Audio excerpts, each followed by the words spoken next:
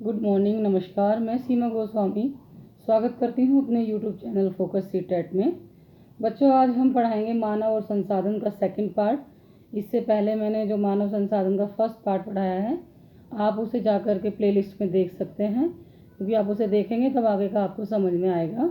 तो स्टार्ट करते हैं। आपका उससे पहले मैंने पढ़ाया था आपको कि जो मानव संसाधन है वो क्या है, संसाधनों के प्रकार। आज मानव निर्मित संसाधन और मानव संसाधन मैं समझाऊंगी आपको। तो स्टार्ट करते हैं। देखो बच्चों, ये फर्स्ट पार्ट है आपका। काफ़ी बच्चों ने रिक्वेस्ट की है कि मैम बोर्ड का पढ़ा दीजिए, तो इसमें स्टार्ट कर रही हूँ। आज इसका सेकंड पार्ट है, और जो आज जो पॉइंट है वो है मानव निर्मित संसाधन, यानी कि जो मानव है उसने किस तरीके से संसाधनों का निर्मित संसाधन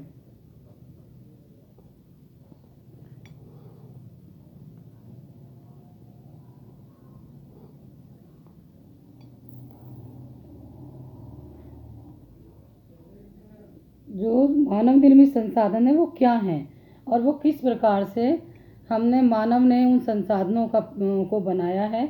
मानव, ये क्योंकि वर्ड में ही देखो आंसर छुपे हुए हैं कि मानव निर्मित, जो मानव ने निर्माण जिन संसाधनों का किया है तो वो किस प्रकार किया है। बच्चों देखो, आपने अपने आसपास चीज़ें देखी होंगी, जैसे कि आपके बेड हैं, आपकी स्टडी टेबल है, चेयर यानी कुर्सियां हैं, कंप्यूटर है, और जो किचन में सामान यूज़ होता है, आप सड़कों पे जाएंगे, गाड़ियां हैं, मार्केट में जो आपको जितना भी सामान दिखाई देगा वो प्राकृतिक नहीं है, उसको मानव ने निर्मित किया है। यानी जो प्रकृति से जो हमें चीज़ें मिली कच्चे माल के रूप में, उसको मानव ने उस तरीके से अपनी योग्यता के आधार पर उसका निर्माण किया। तो जितना भी मानव निर्मित संसाधन है वो क्या है, ये हमारे आसपास की चीज़ें। कभी कभी देखो, जो प्राकृतिक पदार्थ हैं वो जब तक प्रकृति में हैं तब तक वो प्राकृतिक ही रहते हैं, लेकिन जैसे ही मानव उनको अपने योग्यता से नया रूप देता है तो वो पदार्थ जितने भी हैं वो कैसे बन जाते हैं, उनका जो मूल रूप है।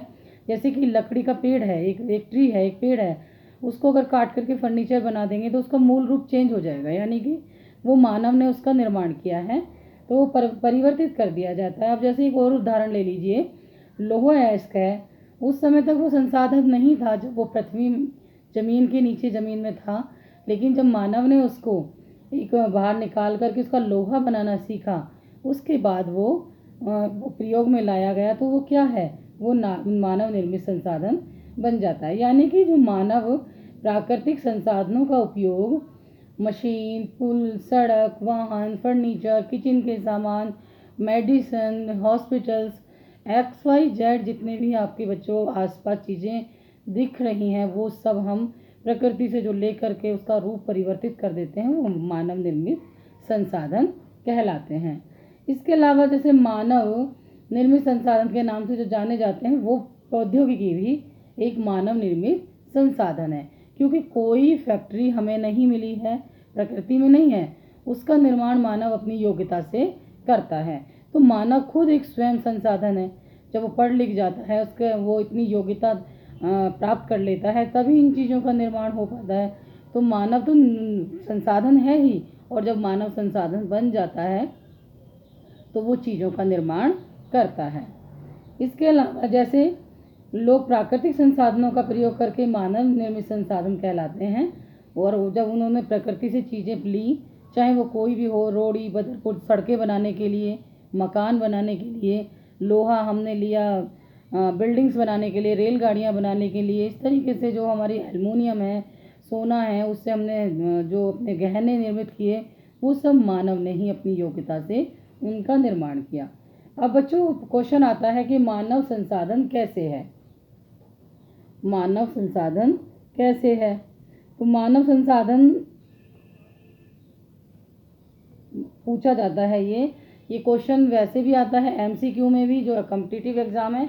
देखो, ये जो कॉम्पिटिटिव एग्ज़ाम है दे रहे हैं बच्चे, जो सीटेट के बच्चे हैं खासकर उनके लिए, क्योंकि 6 to 12 तक हम बुक पढ़ते हैं, जो हम सेकंड पेपर देते हैं सीटेट का, और जो IAS PCS हैं वो भी 6 to 12 हैं, ऑल ओवर बुक्स की स्टडी करते हैं। लेकिन ये हमारा एक बहुत ही बेस है, बेसिक चीज़ें हैं जहाँ से क्वेश्चन आते हैं।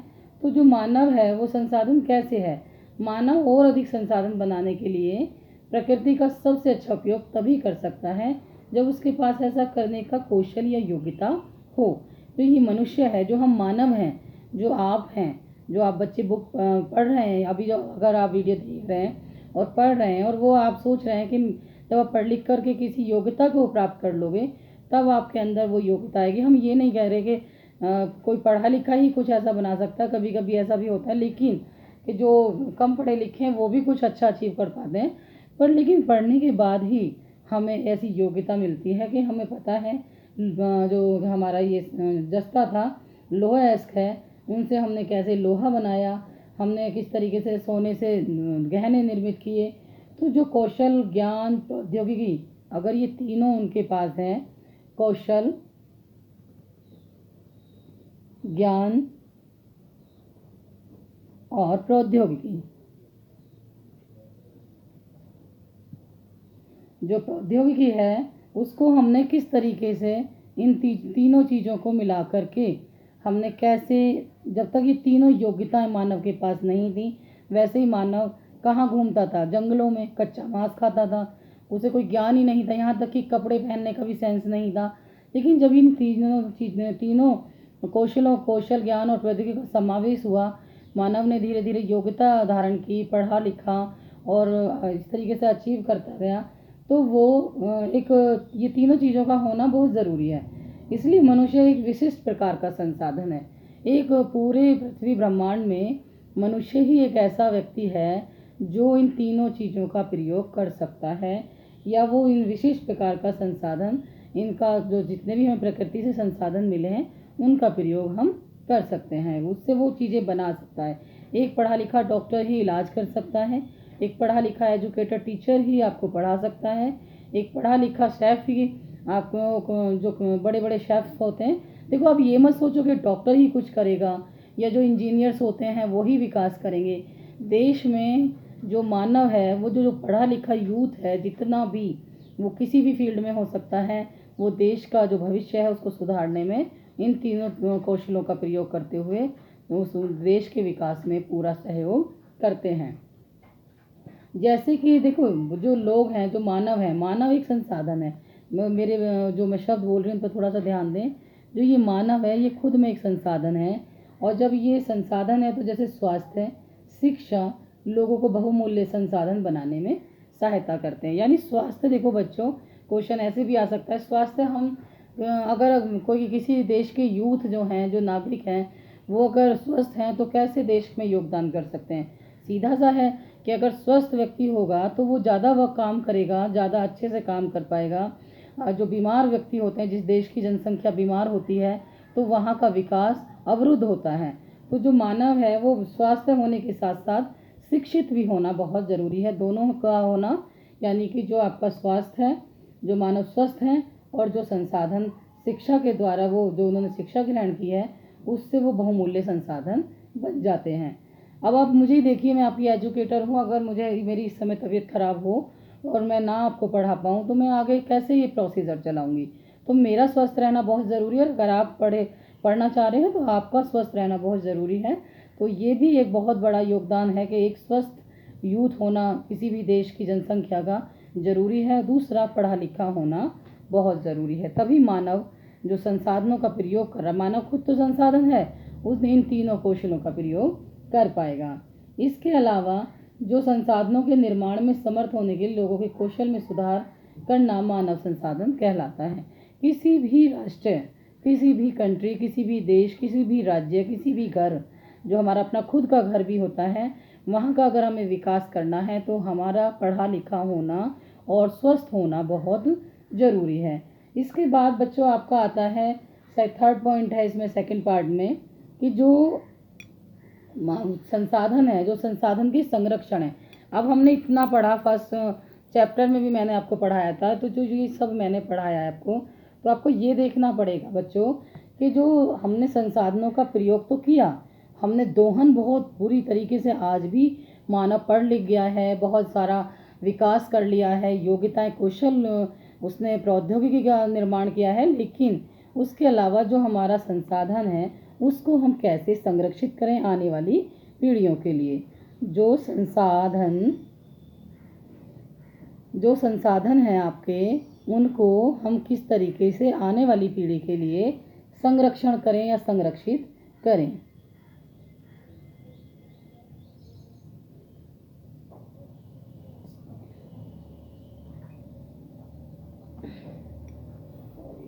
बहुत हो गया। जो संरक्षण है हमारा, वो हम किस तरीके से करें। ये जो पढ़ रहे हो, आपको भी पता होना चाहिए कि पढ़ लिख कर कोई डॉक्टर भी बनेगा, कोई इंजीनियर बनेगा, कोई टीचर बनेगा। घर में भी बहुत सारी चीज़ें ऐसी होती हैं हम जो मतलब हम ध्यान ही नहीं देते कि हम किस स्तर पर हम उनका प्रयोग कर रहे हैं। तो इन सब चीज़ों को हमें ध्यान देते हुए, जैसे पानी है, पानी का ही देखो, मैंने इससे पहले पढ़ाया था, पानी रिसाइकलिंग है, लेकिन वो इतनी कम संख्या में है हमारे पृथ्वी पर। 71 पानी होने के बाद भी 2.5 है वो पानी हमारा पीने योग्य है, और हम उसका दोहन कर रहे हैं। कितनी बार टैप चलती रहती हैं, टंकियाँ खुली रहती हैं। बाहर आपने सड़कों पे देखा होगा कि पानी की टंकियाँ ऐसी टूटी हुई होती हैं और नॉन स्टॉप पानी निकल रहा होता है। या जो हम गाड़ियों का प्रयोग कर रहे हैं, तो घर में जहाँ हम एक गाड़ी का प्रयोग कर सकते हैं, वहाँ 4 गाड़ियों का प्रयोग कर रहे हैं, सिर्फ इसलिए कि हर किसी को संसाधन चाहिए। लेकिन हम चाहें तो 2 से भी हम काम चला सकते हैं। काम नहीं चलाना है, बहुत अच्छे से ये हो सकता है, लेकिन हम क्या कर रहे हैं, हम ज़्यादा से ज़्यादा दोहन कर रहे हैं। तो अब हम उनका संरक्षण कैसे करें।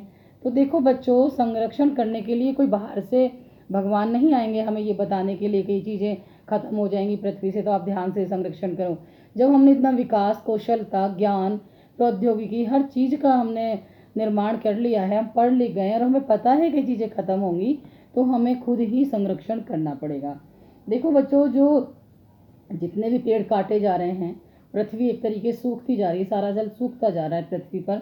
उसका एक सबसे बड़ा कारण है कि जो पेड़ हैं वो काटे जा रहे हैं। पृथ्वी के जल का सूखना सबसे बड़ा कारण है, पेड़ काटे जा रहे हैं, यानी इनका ज़्यादा से ज़्यादा प्रयोग हो रहा है। तो बच्चों, ये जो प्रयोग हम कर रहे हैं, हम क्या होता है कि हम अपने घर में सजावट का सामान, हम पेपर का बहुत यूज़ कर रहे हैं, और जितने भी हमारी जो प्लास्टिक, रबर वगैरह होती हैं, उनका हम ज़्यादा से ज़्यादा प्रयोग कर रहे हैं। तो हम खुद ही इन चीज़ों को देख नहीं पा रहे हैं, समझ नहीं पा रहे हैं, या हम समझना भी नहीं चाहते। हम क्या सोचते हैं कि मैं ही थोड़ी अकेला हूँ जो इन चीज़ों को बचाऊँ। लेकिन अगर हम पर्सन बाय पर्सन खुद से इस चीज़ को ध्यान दें कि हमें चीज़ें बचानी है, और जो हम इस तरीके का दोहन करते दिखें उनको भी हम समझाएं कि ये चीज़ें बचनी बहुत ज़रूरी हैं, तो जो संरक्षण है वो चारों तरफ एक चैन बन जाएगी हर चीज़ की, कि वो लोगों को समझ में आएगा। अभी देखो, ये जो मौजूदा सरकार है, इसमें जो हमारे प्रधानमंत्री हैं, वो क्या कर रहे हैं, वो लोगों को बता रहे हैं कि किस तरीके से चीज़ों को बचाओ, किस तरीके से निर्माण करो, किस तरीके से आने वाली पीढ़ी के लिए हम इन चीज़ों को रख सकते हैं। जैसे टाइगर प्रोजेक्ट चला था कि वहाँ पे जो गुजरात में थे वो धीरे धीरे ख़त्म होते जा रहे थे, लेकिन क्या ऐसा पॉसिबल कभी हुआ ही नहीं कि उनको दोबारा से इतना बढ़ा सकें। अभी रिसेंटली एक रिपोर्ट आई है कि जो टाइगर हैं वो काफ़ी हद तक उनकी संख्या बढ़ती जा रही है। तो उसका एक कारण है कि हमें काम करना पड़ेगा, हमें इन चीज़ों पर, छोटी छोटी चीज़ों पर भी सोचना पड़ेगा, तभी हम संरक्षण कर सकते हैं। जैसे कि हमारा जो खाने पीने का सामान है, लोग इतना वेस्ट फूड करते हैं। जैसे कि हमारे कितनी गरीबी है देश में, मैं ये नहीं कह रही कि सभी गरीब हैं, लेकिन आज भी देश में बहुत हमारे गरीबी भी है, और जो खाने की प्रॉब्लम है वो बहुत ज़्यादा है। बेशक हम कृषि प्रधान देश हैं, लेकिन उसके बावजूद भी लोगों को भोजन एक वक्त का बहुत मुश्किल से मिल पाता है, कुछ परसेंट। और धीरे धीरे कोशिशें की जा रही हैं, इतने सालों देश को जो गुलामी से हमने आज़ाद कराया, और उसके बाद जो विकास हो रहा है, लेकिन अब थोड़ी तीव्रता आई है। तो वो सब चीज़ें क्या हैं, जैसे कि खाने पीने की चीज़ों से लोग परेशान थे, चारों तरफ भोजन और छाया की तलाश में इधर उधर जब हम घूमने लगे, तो धीरे धीरे नई नई चीज़ों का निर्माण होने लगा।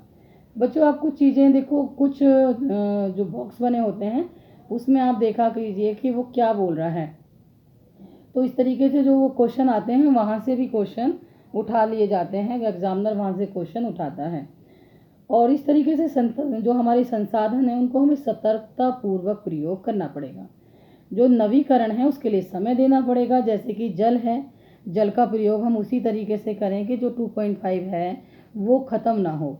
हम प्रयोग कर रहे हैं, जैसे मैंने अभी बताया, टैप टूट जाती हैं तो हम ठीक नहीं, लीकेज होती रहती है, कहीं पाइप्स टूट गई हैं तो लीकेज हो रही है तो उसको ठीक नहीं, रिपेयर नहीं कराया जाता।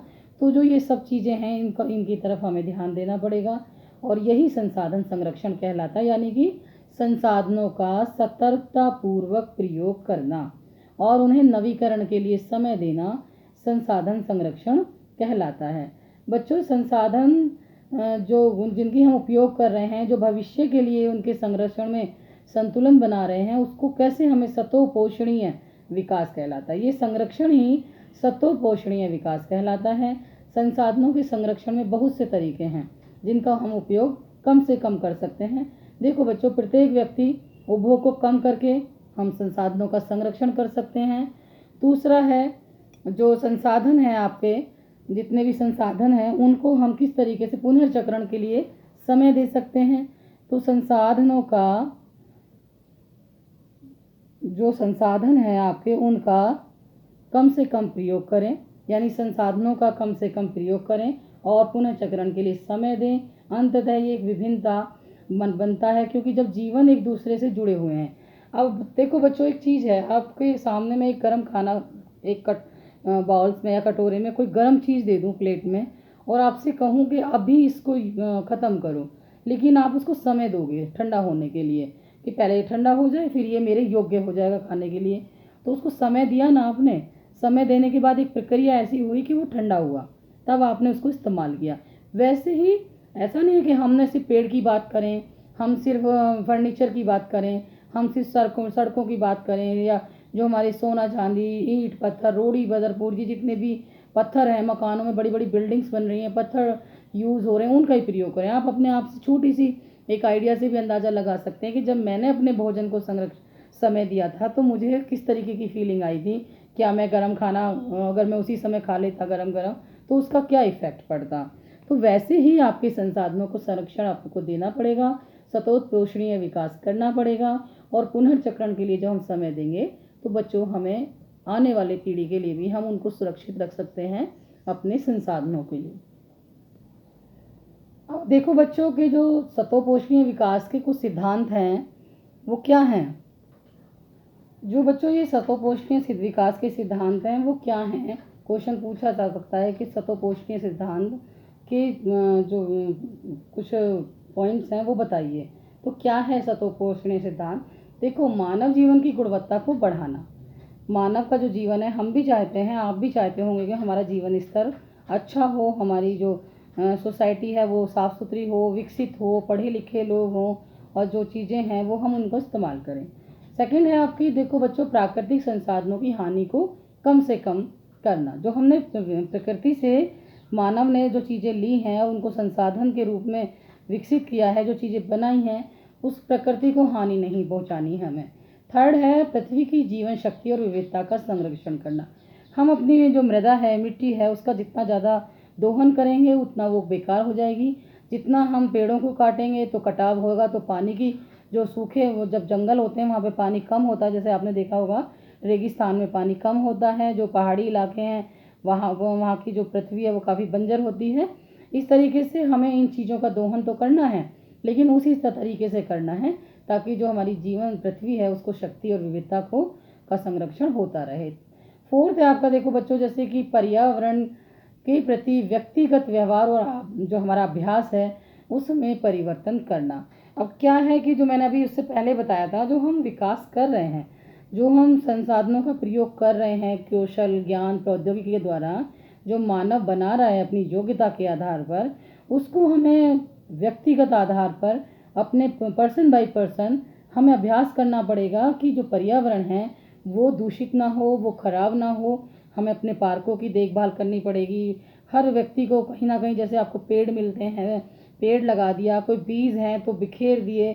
मैंने कहीं पढ़ा था और ये बहुत ही मुझे पसंद आई थी चीज़ें और मैं वो करती भी हूँ कि हमने कोई फ्रूट खाया, जैसे कि हमने जामुन खाई और भी अन्य बहुत सारी चीज़ें, फ्रूट्स की बीज होते हैं, जैसे हमने पपाया जो उसका एक बीज होता है, आम खाया, उसकी जो गुठली होती है उसको कहीं जंगल में रास्तों में घेरते चले जाओ।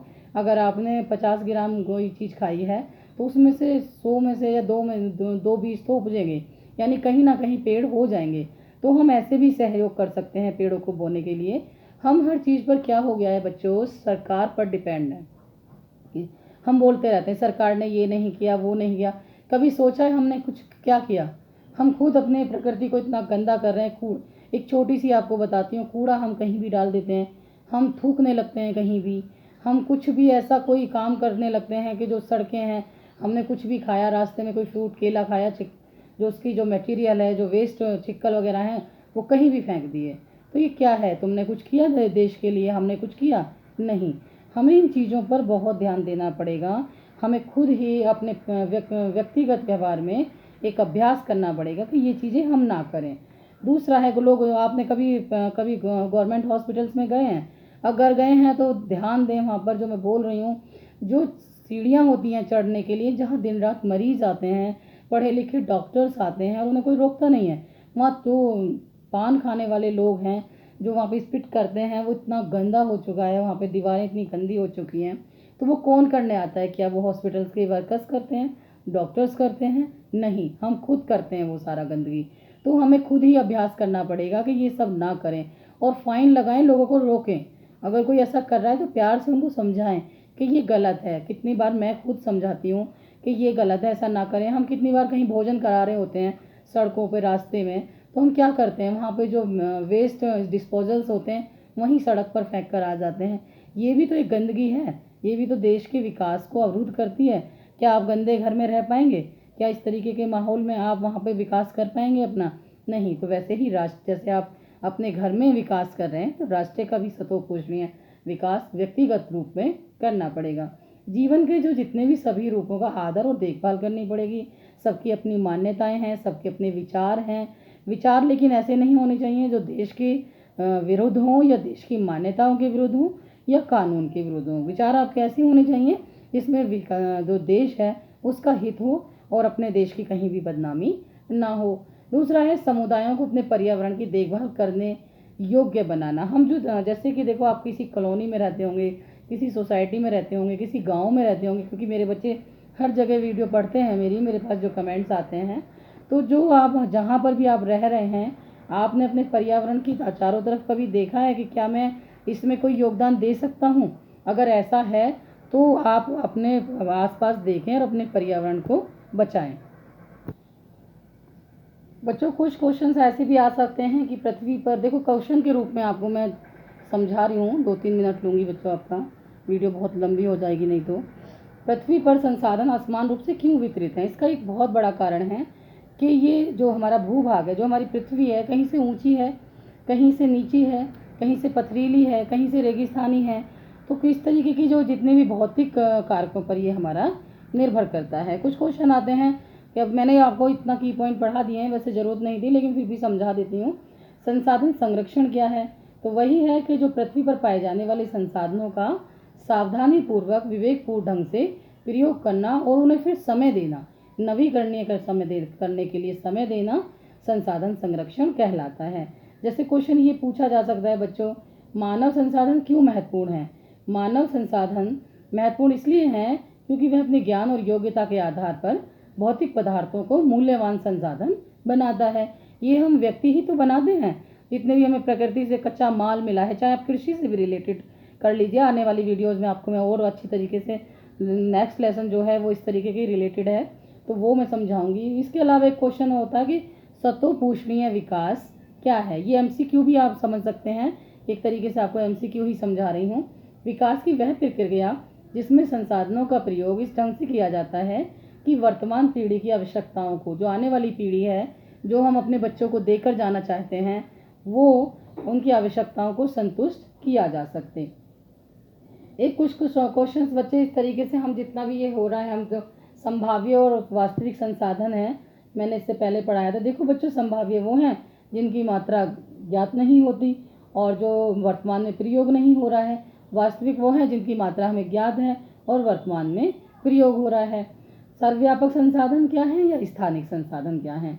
सर्वव्यापक वो संसाधन है जो हर जगह पाए जाते हैं, और स्थानिक वो हैं जो कुछ ही स्थानों पर पाए जाते हैं, जैसे तांबा, लोहा, कोयला आदि। और जो सर्वव्यापक हैं, जो सारी पृथ्वी पर ऑल ओवर वर्ल्ड में पाया जाता है, वो है जल, वायु, सूर्य की रोशनी। ये तो हर जगह मिलेगी। ऐसा नहीं है कि यहाँ पर हम लोग एक भारत में अगर सूर्य निकला है तो अमेरिका में नहीं निकलेगा, नहीं, वो सब जगह है। और जो कुछ चीज़ें हैं पर्टिकुलर स्थानिक हैं वो हैं लोहा, तांबा, कोयला, तेल, डीजल, पेट्रोल आदि, ये सब सर्व जो स्थानिक हैं। इस तरीके से बच्चों आज मैंने आपको जो ये लेसन पढ़ाया ये मोस्ट इम्पोर्टेंट है 10th क्लास के लिए। जो मैंने आपको कीवर्ड समझाए हैं आप उस तरीके से पढ़ो और उसको साथ ही साथ और भी उसको बुक रख लो अपनी, और एक क्वेश्चन तैयार करते रहो। और जो मैंने लास्ट में आपको 4-5 क्वेश्चन बताए हैं ये सीटेट और अदर कोई भी कॉम्पिटिटिव एग्ज़ाम के लिए बहुत ही महत्वपूर्ण थे। और बच्चों अगर मेरी वीडियो आपको पसंद आई हो तो शेयर कर दें, जो बेल आइकॉन है वो प्रेस कर दें ताकि आपको नोटिफिकेशन जाता रहे। धन्यवाद।